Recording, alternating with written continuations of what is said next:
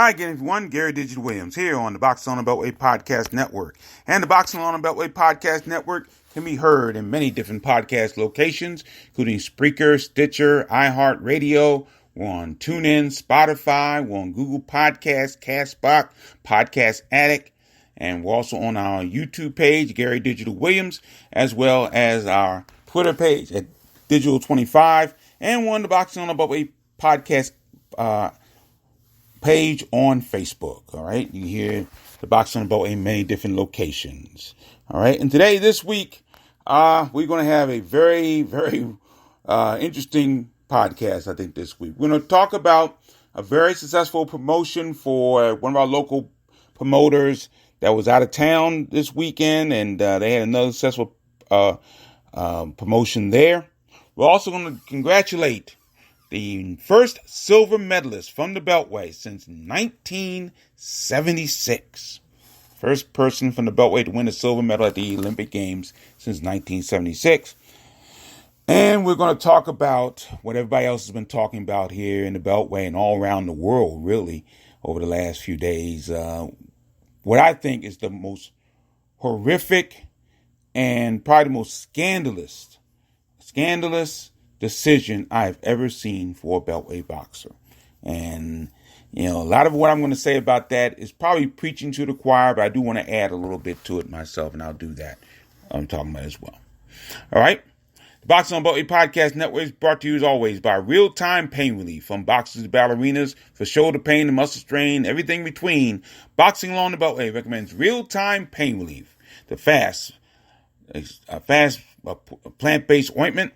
And you go to freepainoffer.com, buy $10 worth of Real-Time Pain Relief. You get a free $10 tube of Real-Time Pain Relief, now endorsed by two-time World Heavyweight Champion Big George Foreman. So try his knockout plan for Real-Time Pain Relief. And it's also endorsed by a young man I got a chance to know through his father, because his father played at Coppin State University. He ended up playing at Villanova University, won a national championship. Phil Booth Jr. also endorses Real-Time Pain Relief. So rub it on. The pain is gone in real time.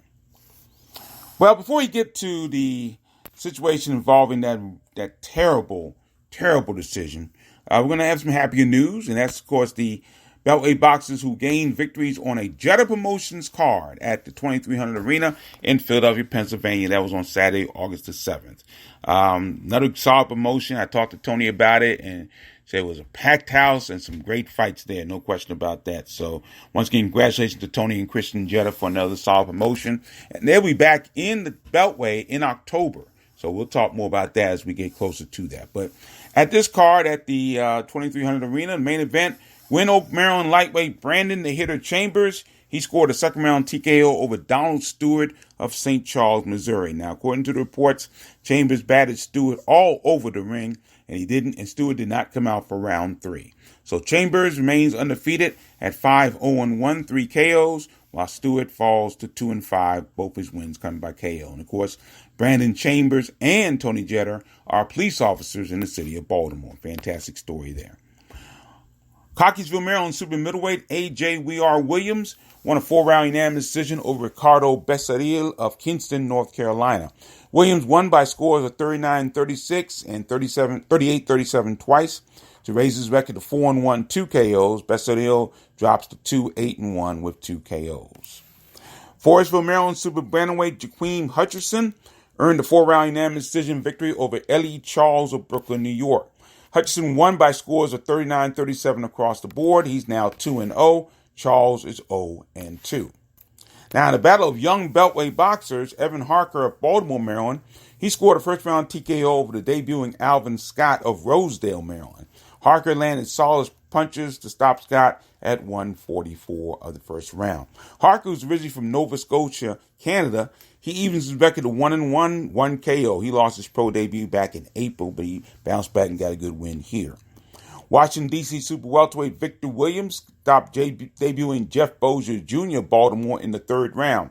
Now, round 3, Williams hurt Bozier with a right hand. Then he had another right hand that dropped Bozier. The fight was stopped at 151 in the 3rd. Williams is 2-0, both his wins by knockout. So those are the Beltway boxers, primarily except for one, who we'll talk about in just a moment. But The other bouts had a lot of local boxers from the Philadelphia and New Jersey area.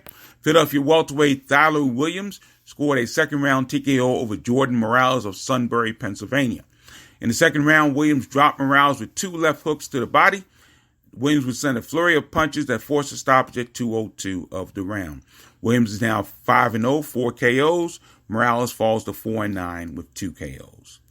Camden, New Jersey lightweight Naheem Parker won a 4-round unanimous decision over Joshua Zimmerman of Baltimore. Parker won by shutout 40-36 on all 3 cards. Parker's 3-0, 1 KO. Zimmerman is 0-3. Englishtown, New Jersey featherweight John Leonardo captured a 4-round unanimous decision over Jalen Woodmore of Detroit, Michigan. Leonardo won by shutout on all 3 cards, 40-36. He's now 3-0-1, 2 KOs. Woodmore was making his pro debut. Glendale, Queens, New York junior middleweight Matthew the Future Castro. He made a successful pro debut by knocking out McAudio's scrapyard dog Del Castillo of Salem, Virginia. Castro landed a large barrage of punches early in the 4th round that forced the stoppage at 38 seconds. Del Castillo, by the way, is 0-5.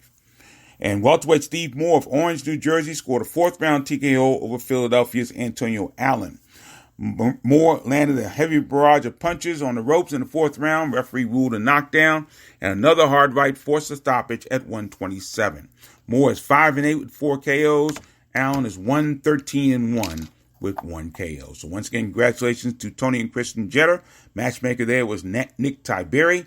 And again, they're coming back to the live casino in Hanover, Maryland, where they've been very successful over the last couple of years. And that'll be in October. We'll talk more about that as we get closer to it. And by the way, there's a number of cards that are coming up in the next couple of months. And again, probably in the next week or so, we'll start talking about those cards as well.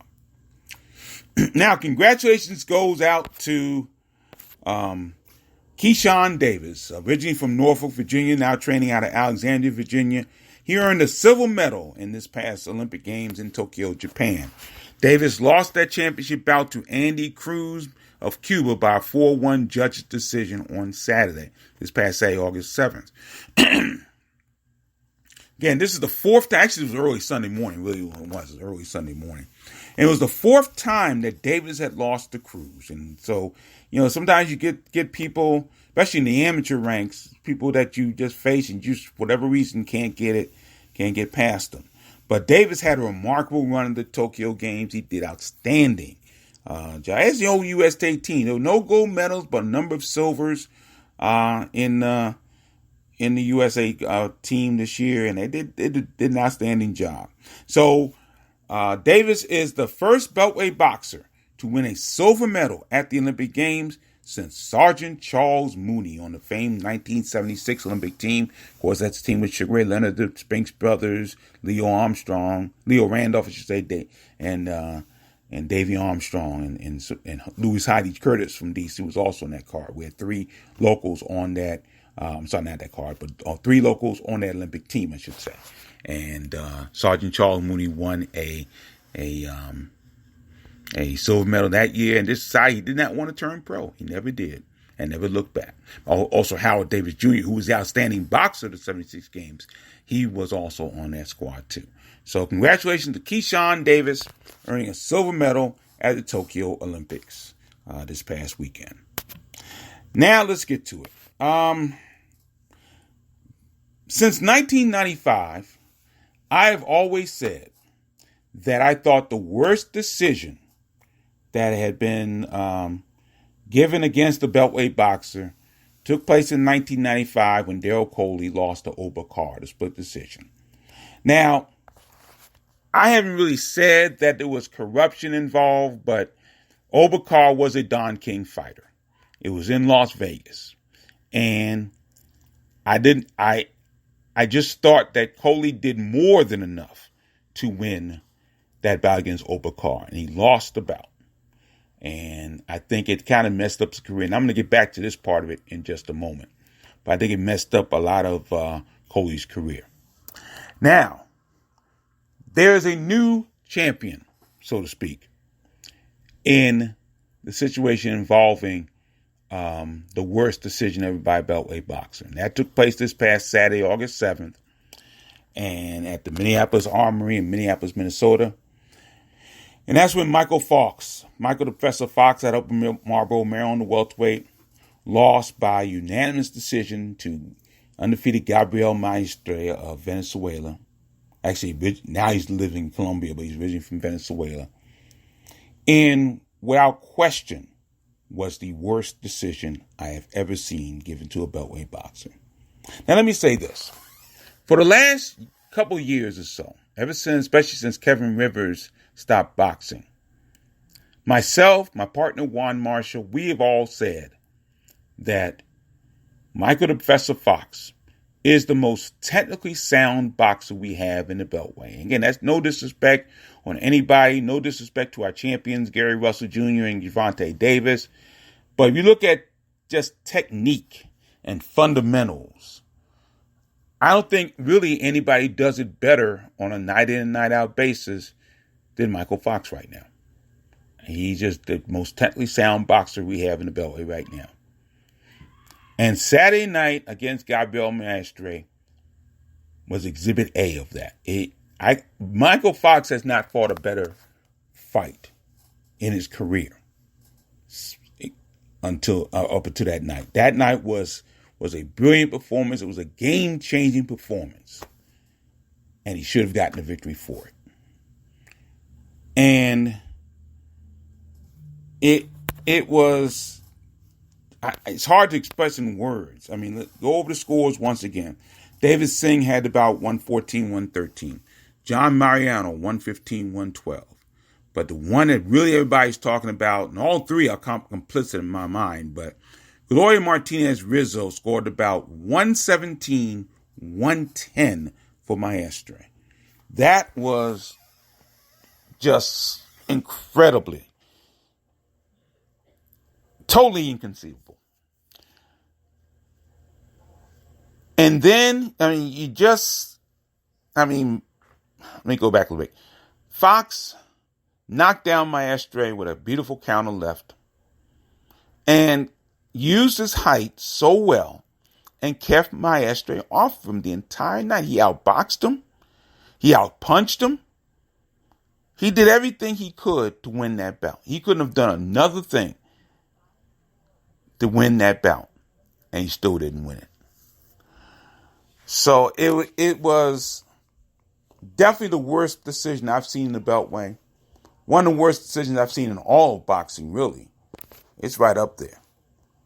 But that was just, and I haven't seen a decision probably since Holyfield Lewis and the Eugenia Williams situation. I think it's Holyfield Lewis, yeah.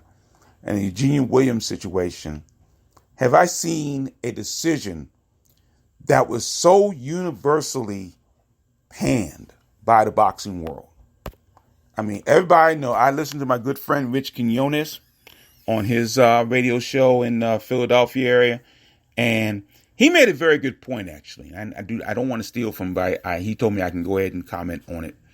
And he said that Michael Fox, from the moment he walked into the ring, never had a chance.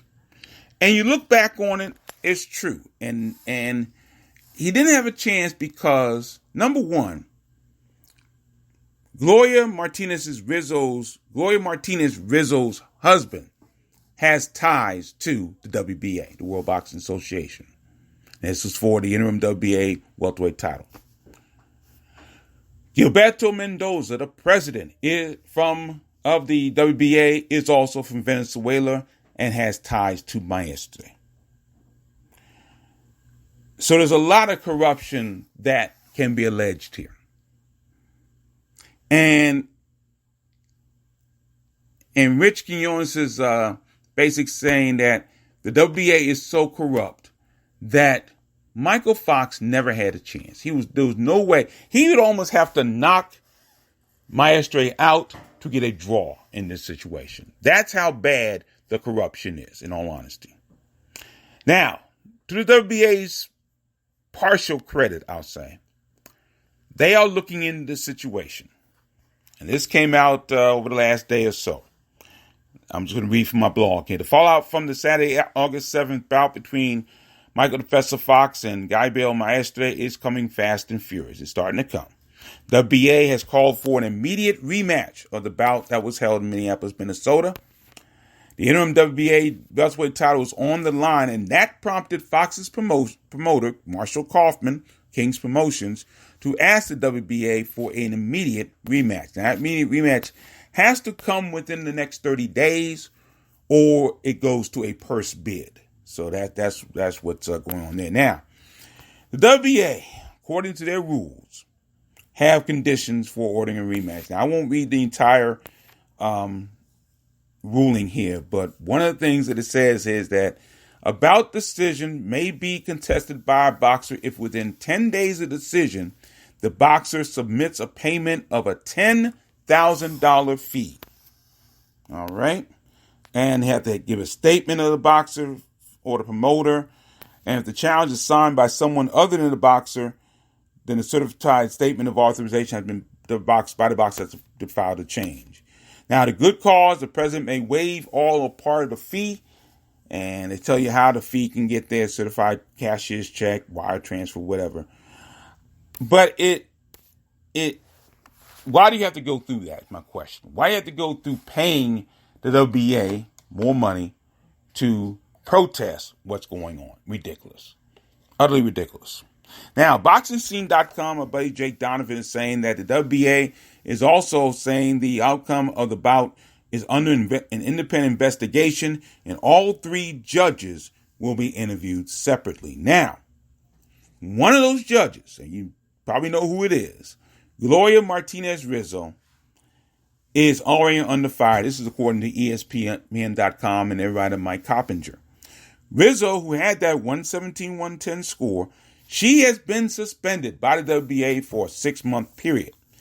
And President Gilberto Mendoza has told ESPN that Rizzo is not only under suspension for her controversial scorecard, but also for racist tweets that were uncovered on a since-deleted account that was connected to her.